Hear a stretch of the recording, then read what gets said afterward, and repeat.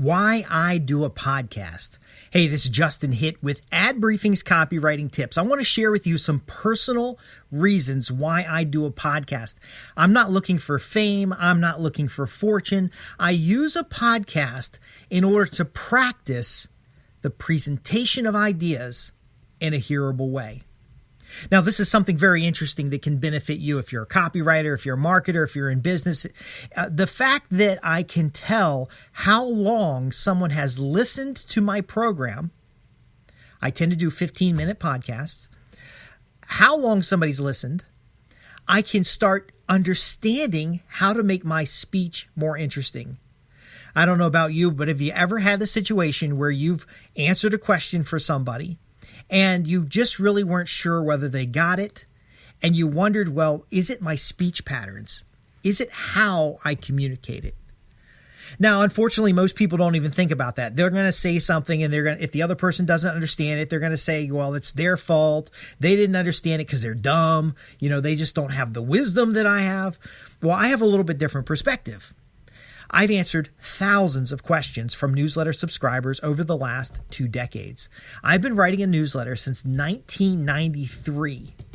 And my newsletters have changed. Originally, it was about business success. It was about networking. I've written a lot of papers for, I used to be a systems engineer. I wrote a lot of papers on how to implement network systems and how to implement computer systems and how to manage source code. And I had a little newsletter around that. I tended to find that if I wrote a newsletter about a topic that I was implementing, that my implementation became better. Now, from a health perspective, I have had memory-related issues because I tend to work very hard, work long hours. I even worked for 10 years, 7 days a week, 2 shifts. And by the way, I ended up with a TIA stroke. But my point being is because there was so much new information coming in, I found a newsletter a way to chronicle the top ideas and concepts. Now, when I was selling, I would learn a lot of information in order to sell a product, and I'd use a newsletter to organize that information. And I found that my clients found it very useful because if I was to go in a presentation and introduce them to a new idea, a new concept, it was literally new to them. And if they didn't have some kind of takeaway item, it didn't stick. So even though I in my podcast, I cover topics that are very useful and address things that I've been asked about before, I have no way of knowing that the person on the other end, you, the listener, is going to, benefit from this information. I really don't know. So what I'm practicing with my podcast is how to communicate clearly, how to communicate in an interesting way, because things have changed. You used to be able to do a drone on about something and people would just listen because there was nothing else to listen to. But today there are billions and billions of hours of video and audio and everything online that you have no shortage of things to listen to. So how do I adjust my speaking patterns? How do I adjust my delivery so that I'm more interesting and that individuals stay with the program longer? Because what I do have has been proven to be valuable in a marketplace, and you just might not have heard it before. And so what we use is the language of the hearable way. How do I communicate the key ideas and concepts to get you started in a topic in a hearable way, in a way that you'd want to listen from period to period in order to get the results that you're looking for? Now, I create the podcast as a promotion for my business. Now, my business is consulting. My business is risk management. I'm doing this both from a career perspective and from a consultative perspective. But for you, what is it? Creating a podcast may not be the right way of doing it because you don't want to be out in the public about the topics that you know and understand. But doing short talks within the company or the industry that you're working in may actually be much better. And by the way, these podcasts do not create a large number of qualified prospects. I want to dispel that right up front. I know there's a lot of folks talking about how podcasting can promote your business and how you can just do a podcast and people will flood and you'll get new contracts. While I have gained enough contracts to pay for the equipment and the effort it takes to do podcasting, if you're creating a podcast just to get new business, you're going to fall in a sea of other people doing the exact same thing. So again, let's go to a second level. Let's go to the next level. Why are we creating this? Well, Again, I create this for my own improvement and skill development. But there's another thing as well. I create the podcast for existing customers. So private clients over the years have had problems and challenges, and I've helped them solve those problems and challenges. And I have this sneaky little suspicion that after they're done paying for the work, they go off and do the work, and then they have attrition, they have turnover, they have new people on staff, and they need a refresher on some of the topics. And I know this because some clients have said, hey, look, we did work with you 2 years ago, and now I'd like a refresher. Well, instead of going in and doing that refresher one time, I very often do a 15-minute presentation about the topic, release it as a podcast. I point the client to that. I say, hey, has this got you started? And in some cases, they're like, yeah, that's great. Thank you so much. You've gotten us started in that idea. And by the way, most of the client work I do, there'll be some sort of binder with instructions or a process. There'll be some kind of means of controls if there's if there's regulatory challenges. In the case of when I write a business development plan for somebody, there's going to be a binder that has sample copies of materials. It's going to have their customer avatar. All they needed was the 15 minutes. Now, could we have gone back and forth and negotiate, me coming out and doing a training session, me coming out and refreshing the binder? Sure, we could have. But in 15 minutes, I got them satisfied and I moved on. See, I'm not desperate for clients. I know if you're desperate for clients, that 15-minute call and they're saying, you're thinking, I can get this done in 15 minutes, but you got to hook them for an hour. You got to hook them for an hour because you're dependent on those billable hours. It's not the case here. So for my personal reasons doing a podcast, I'm not really concerned about getting a whole bunch of clients from it. And what I have found is that typically people who are listening to introductory materials tend not to be really good clients. They need to do something more. Now, what I do in every podcast is I offer you the opportunity to ask questions. The reason I'm doing that, and I know I'm giving you some inside baseball here. I know I'm taking you behind the scenes. But again, as a copywriter, marketer, or business development professional, you need to understand why certain things are done rather than just going out and getting a contract to write podcast scripts. Because if you don't understand why things are done and that client comes back and says, my podcast, I've done 300 episodes and haven't got a single customer. I've done 100 episodes, haven't got a single customer. It's your fault. You can help them understand that, look, you haven't just done 300 episodes. You've refined your speaking skills. And you know what? Podcasting may not be the right audience for you. And you can bring it up early in the conversation so that they use the podcast to generate leads to do a webinar. And the larger webinar is actually recorded and it becomes an information product. And then the information product is used to satisfy the deeper desires of the original leads while generating additional leads for their larger product and service. See, that's a marketing system.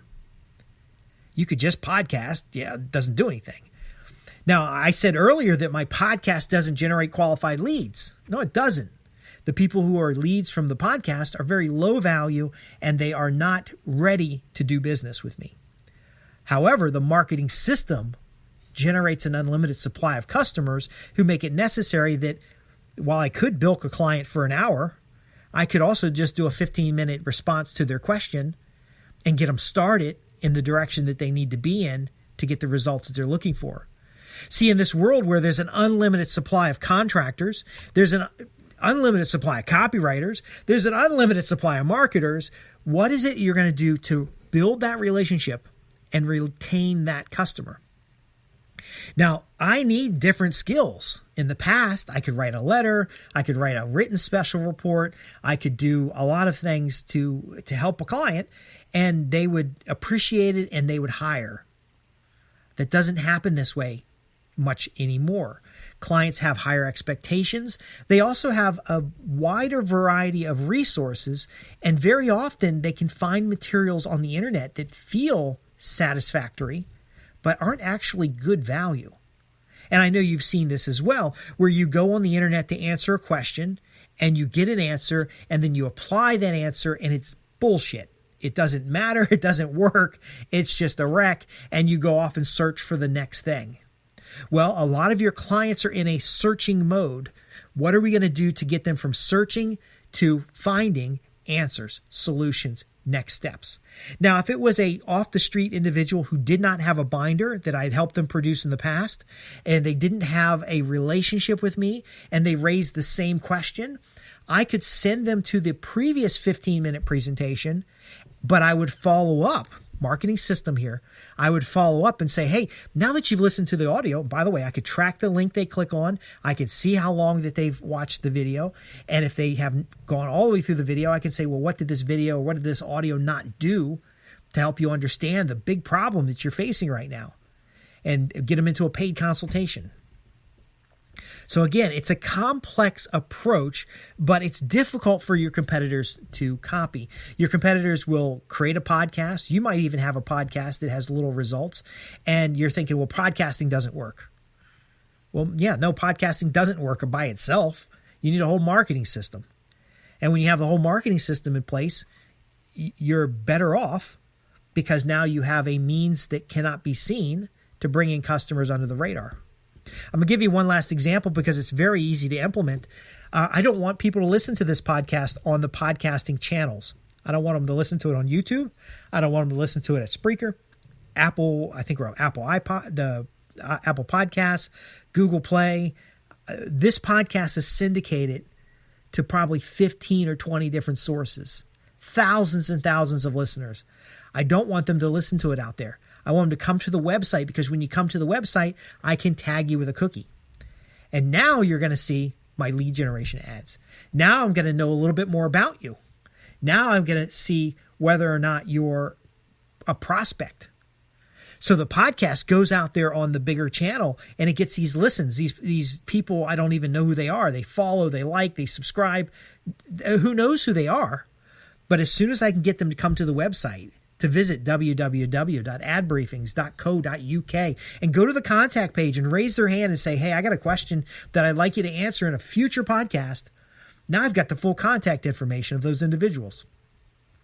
Now, I don't take a lot of emails because I don't like email. I just don't want to deal with a lot of email. It's just, I'd rather get a letter from somebody and I sit there with the letter in front of me and respond to it with a podcast, respond to it with a personal note. I can send them a letter, links to the podcast. My point being is that we have to get more from the tools that we have. And while we're using those tools, we must use them to improve our overall skills. My objective is to get you to listen to 15 minutes. It's built into 3 sections, 5-minute sections: introduce the problem, describe the pain, offer some solutions. I'm not trying to solve your big problems here because most of the problems that you guys come to me with are bigger than a 15-minute podcast. But I want to get you started down the right path so that you're not getting distracted by YouTube, that you're not getting distracted by other people's podcasts.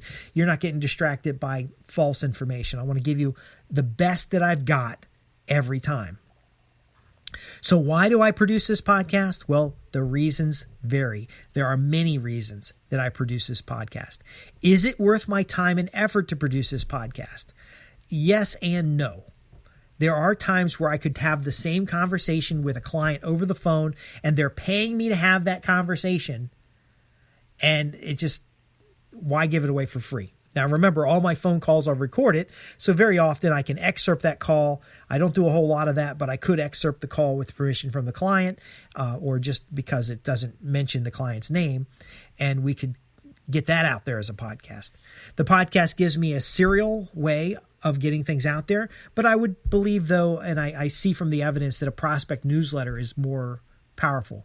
But where does the content for the prospect newsletter come from? Well, it comes from transcriptions of the podcasts. Where does the content of special reports come from? Transcriptions of podcasts. So why not put it out there? Why not help solve some of your problems? Why not practice the speaking skills rather than just the writing skills? Why not go to that next level? Now, if you need help putting together a podcast, which by the way, you might not want your own podcast. There are reasons not to podcast.